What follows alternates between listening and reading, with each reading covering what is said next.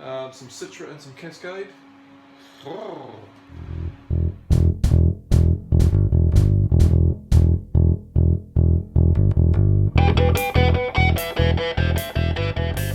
Happy Homebrew Wednesday. It's been a long time.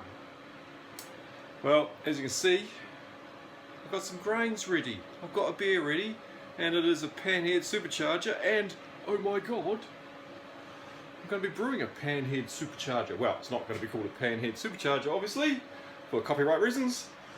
It's going to be called Supercharged, in honour of Mike. Right, where have I been? It's been busy, 4 months off. 4 months off doing lots of stuff, lots of other stuff, lots of interesting stuff, getting lots of things sorted out. But anyway, I am back, and I'm back brewing.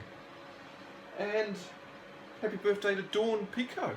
It's her birthday, and she's with Lamo 22 at the moment, her and Nate, for the home brewing homecoming in Philadelphia. I wish I could be there, guys.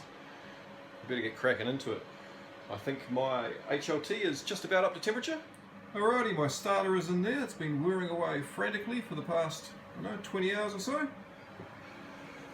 Got my grains ready to go. Oh, look at this. Look at this right here. This right here is Viking's blood. This was meant to be bottled up and taken over to America. I will still bottle it up though, SJ, and I'll get some over to you. Look at that. Let's hold that up to the sunlight. Oh, don't drop it, don't drop it, don't drop it. Oh my god, look at that colour. Woohoo! Yum. That looks fucking good. Right. As I said, HLT is 33.8 degrees, trying to hit a strike temperature of 65, so not far off that. So that's my HLT, here's my water level, boom! Comes out my little valve in here, and I underlet. As everybody knows, I underlet. So underletting is, let's get rid of that, boom. So I put the grain in and the water raises up from the bottom, easy peasy. That removes any dough balls or air pockets or stuff like that. Alright, so I've got a pipe that goes out and it goes under, and there's a pump underneath the bench and it pumps it up, and this is my whole wizzy. Lots of bits and pieces. Sight glass so I can see what's going on. Lots of three-way so I can split stuff, so I can split it off and into the kettle. And there's the kettle, there's my gloves ready to pick up hot things. There's a kettle in there. Obviously I'll take that silicone pipe out of there. And there's another three-way here which has water from the HLT from a secondary little pump that comes through on the side so that I can do a mix. These three-ways are cool because if you do this, you'll notice it tarnishes. This is from cleaning stuff because obviously this metal isn't stainless. It's on this little indicator, so it tarnishes up when you put it in Proxitane. So I can do a little split. So if I do a little split like this, some of the water will come in here and some of the water will come in, some of the wort will come in here. So I can mix. And I can split this one as well, so the wort comes up and I can split some into the kettle and keep some of it coming here to mix in with some sparge water to keep on coming up through the sight glass, through the top, all the way around the loopy loop. Through here. This bit at the top is an air valve, so that I can relieve any gas, air pressure that's sitting in there so there's no bubbles. And the wort goes down, and inside there is a big spiraled coil of copper pipe, which is my heat exchanger. So this whole thing gets filled up with water. There's an element up the centre of it, and that keeps the wort at a constant recirculation temperature. And then it comes back out again. I've got a ball valve on here because I am going to use this also as a heat exchanger for heating up the wort and keeping it at the right temperature, but I'm also going to use it for cooling it down.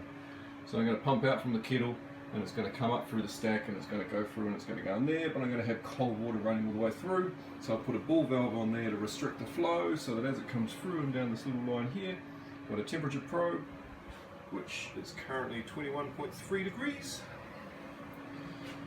Temperature probe, I can control exactly what the temperature is, and I'll take the beer from here into the fermenter. Easy, eh? Right.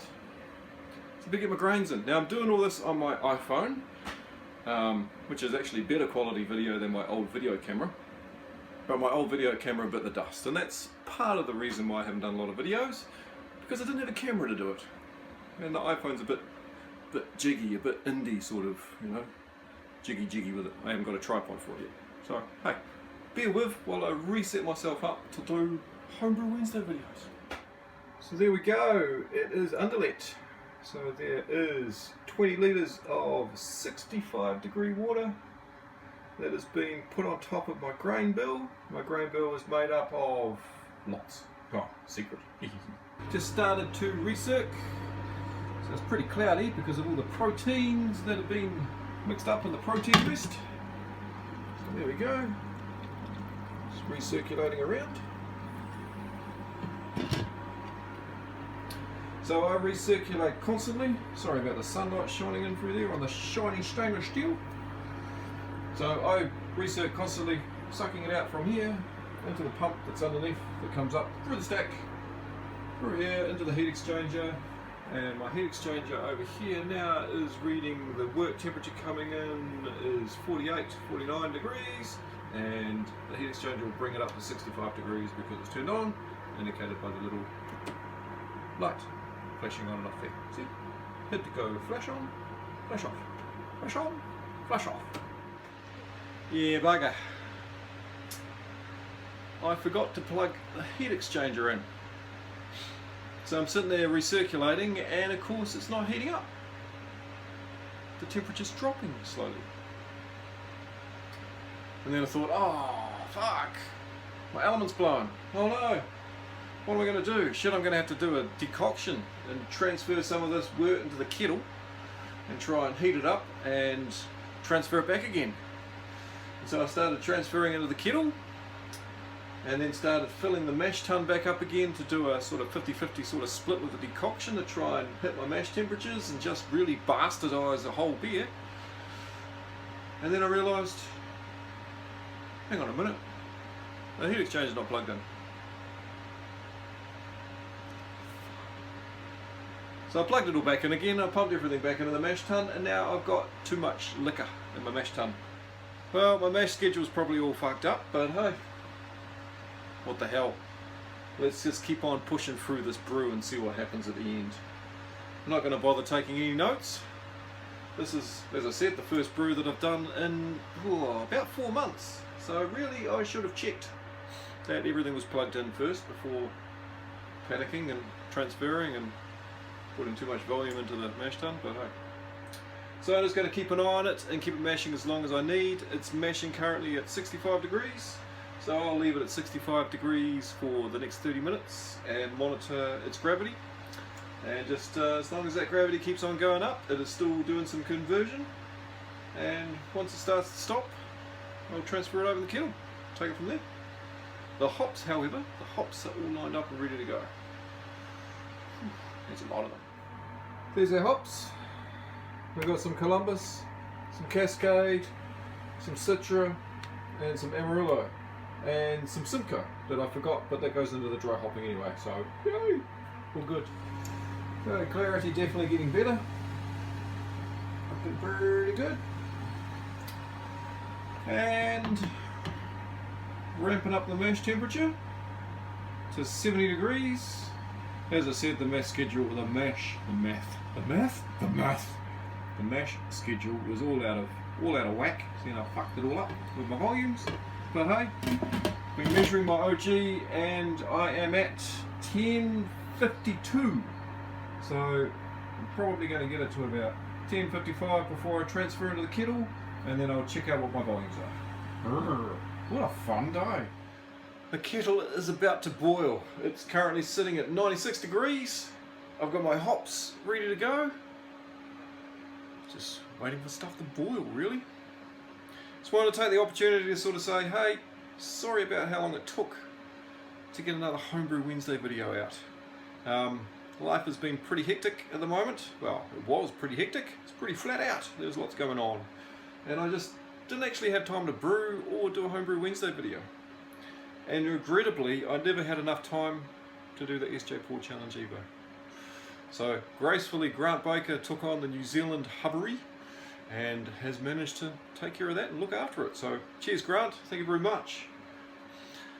In the meantime, the Homebrew Homecoming has been happening in the States, and I did have a ticket booked to go to that, but I had to cancel my ticket due to circumstances outside of my control.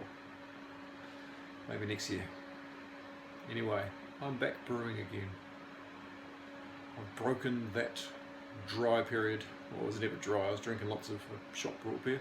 But I've broken that brewing period of not brewing anything and cracking back into it. This brew has been a little bit of a wake up about how much fun I enjoy doing this and how much I enjoy sharing all this kind of stuff with you guys.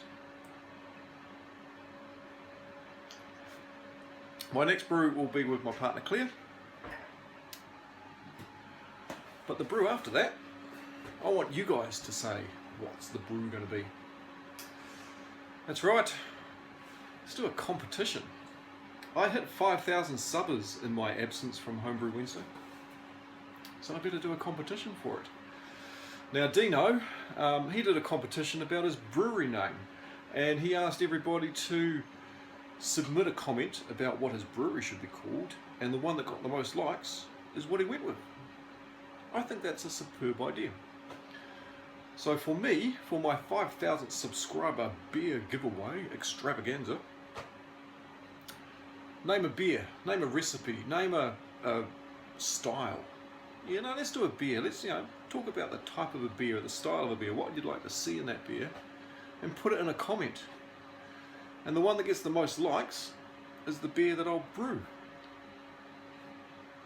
Shit, what have I got myself into here? Uh-oh. But yeah, I'll do that. And of course the person that made the comment, I'll send you a bottle of the finished beer, and 2 of the people that liked it. I'll pick 2 random people that liked that particular comment for that particular beer that I had to brew, and I'll send you a beer as well. Sounds like fun, eh? So get your thinking caps on, let's try and work this one out. Time frame. Let's give it a month. Let's give it let's aim around about the 9th of November. Hey? 9th of November. Let's aim for that date as the deadline. For you guys to get your comments in on what you'd like to see me brew on this little system here. Your choice. As I said, the one with the most likes is the one that will go in. The person that made the comment that won will get a beer sent to them, and 2 of the people that liked it, 2 random people, they'll do a draw, they'll also get one of the beers sent to them as well. Right, speaking of sending beers, for all those people that have sent me beers that I haven't done a video review on, or I haven't sent a beer back, my apologies. My fridge is chocker full of beers, thank you very much. And unfortunately, I forget who sent the beers because I don't take notes very well or put stickers on bottles. And I miss them out. So, my bad. I will try to get back on to sending some beer mail out now that the hump of life is evened out. We'll try and get some beer swapping underway. But in the meantime, this thing's just about going to boil. I'm not going to bore you with the rest of this brew day. And we'll see you next Homebrew Wednesday. Cheers. Have yourself another one.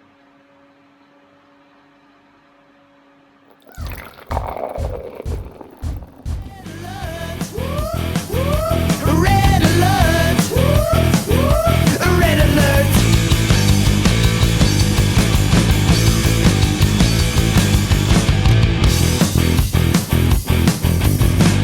Like a sauna in here. I really need to get better ventilation. Anyway, 10 minutes to the last hop addition, and then we're going to chill this little poppy and put it in the fermenter and put the starter on it and let it go. Let it go. Let it go. Yeah.